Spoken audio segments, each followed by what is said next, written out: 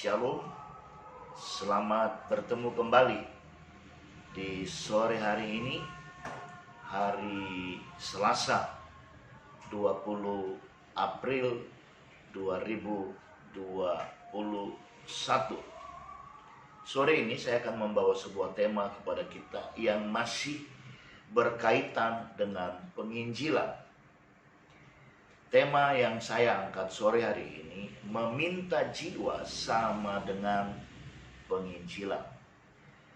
Meminta jiwa sama dengan penginjilan. Sama dengan dalam tanda baca, garis 2. Sama dengan.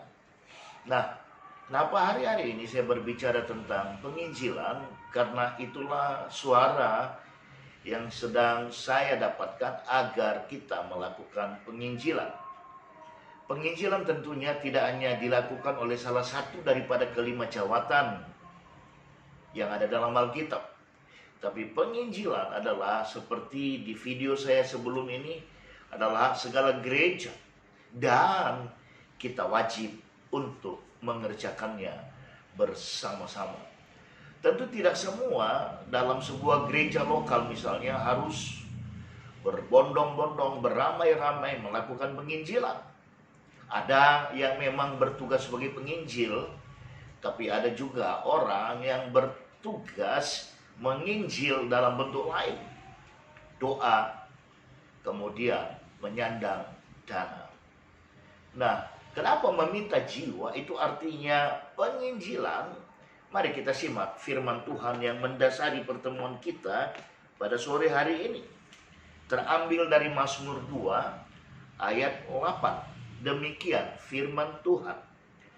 Mintalah kepadaku, maka bangsa-bangsa akan kuberikan kepadamu, menjadi milik pusakamu, dan ujung bumi menjadi kepunyaanmu. Sekali lagi, mintalah kepadaku, maka bangsa-bangsa akan kuberikan kepadamu, menjadi milik pusakamu, dan ujung bumi menjadi kepunyaanmu. Ya, jadi kita perlu membuat sebuah tindakan, meminta kepada Tuhan agar kita diberikan jiwa. Nah, dikatakan menjadi milik pusakamu. Ketika kita minta, maka bangsa-bangsa akan menjadi milik pusakamu. Milik pusaka dalam arti ketika kita melakukan penginjilan, ketika kemudian kita memenangkan jiwa, maka kita akan mendapatkan upah, yaitu mahkota yang akan diberikan kelak ketika kita sudah ada di surga nanti. Nah, yang menjadi sebuah kendala dalam hal ini adalah terkadang kita takut untuk meminta itu kepada Tuhan, meminta jiwa-jiwa. Sebab sekali kita meminta jiwa-jiwa, maka kita harus take action. Kita harus mengambil tindakan. Dan tindakan itu didasarkan kepada amanat agung. Matius 28, pergilah.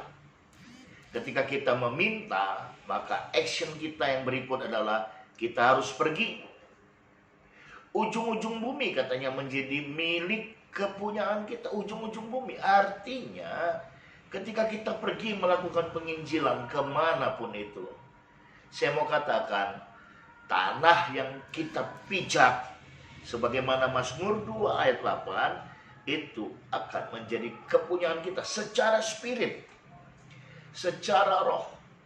Terlebih-lebih ketika kita masuk dalam sebuah daerah, kaki kita menginjak di situ, lalu kita memberitakan firman Tuhan, kita memberitakan kabar baik, yang kemudian seperti firman Tuhan juga berkata, dia tidak akan pernah kembali sia-sia.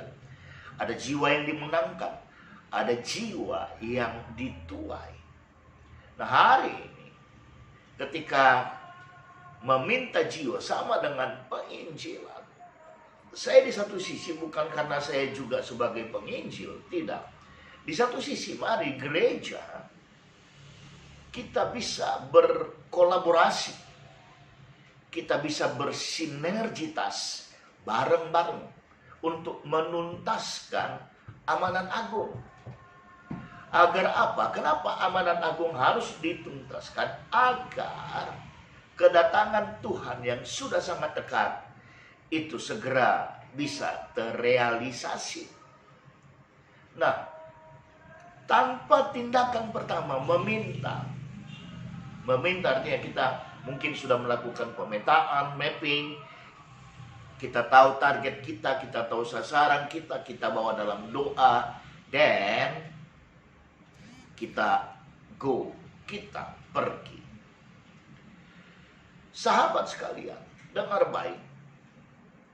Ketika kita meminta jiwa, sebenarnya tanpa kita sadari, Roh Kudus sendiri yang akan memperlengkapi kita.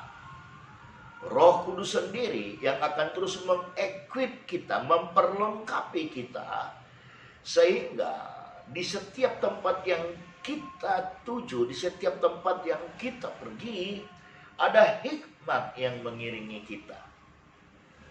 Ada wibawa, ada otoritas yang mengiringi kita, sehingga ketika kita melakukan pemberitaan Injil, menyampaikan kabar baik, itu responnya adalah, saya katakan positif. Walaupun ada yang menolak, pasti. Tapi responnya adalah positif. Artinya, pemberitaan, pekerjaan baik itu tidak akan pernah menjadi sebuah kesia-siaan. Oleh karenanya hari ini Mazmur 2 ayat 8 kiranya menjadi rema bagi kita.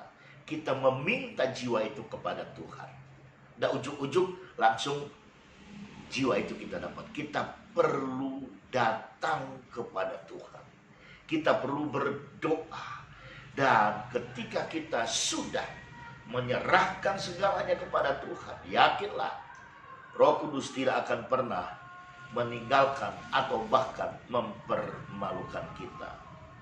Karenanya di sisi lain, lewat video ini saya mau menghimbau kepada kita semua. Hari Sabtu nanti tanggal 24 April, kami, ada satu teman saya lagi, kami akan berangkat mission trip penginjilan ke Sumatera Utara dengan rute Medan, Siantar, Parapat, Samosir, Sipirot. Sekali lagi, Medan, Siantar, Parapat, Samosir, Sipirot. Nah, topang kami dalam doa, dan biarlah lewat tayangan video ini, lebih daripada apa yang kita bisa perbuat boleh terjadi. Artinya kita boleh berkolaborasi. Mungkin ada sahabat yang tergugah, atau saya lebih suka digerakkan oleh Roh Kudus untuk menopang perjalanan mission trip kami. Saya mau kasih tahu, sebenarnya yang kami butuhkan ada, tapi ketika kami mendapatkan topangan lebih, kami bisa juga melakukan lebih di dalam mission trip kami. Catat, kami bukan mencari dana karena kami belum punya dana. No, kami ada dana, tapi ketika ada yang mau menopang kami, berkolaborasi, bersinergitas dengan menopang pelayanan ini, maka kami juga akan bisa berbuat lebih di dalam mission trip ini. Karena tenggat waktunya dari 24 April sampai 11 Mei 2021. Dan bila engkau tergugah sementara melihat ini, engkau bisa menopang kami lewat dana. Dan juga tentunya terima kasih setiap doa yang disampaikan kepada kami.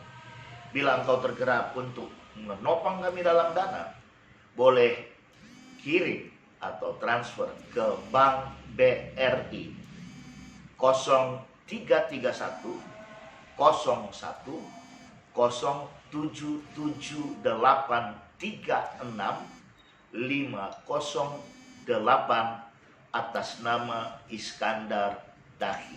Sekali lagi, sekiranya engkau tergerak oleh Roh Kudus menopang perjalanan ini, silahkan bantu, silahkan support kami lewat transfer ke Bank BRI 0331 01 07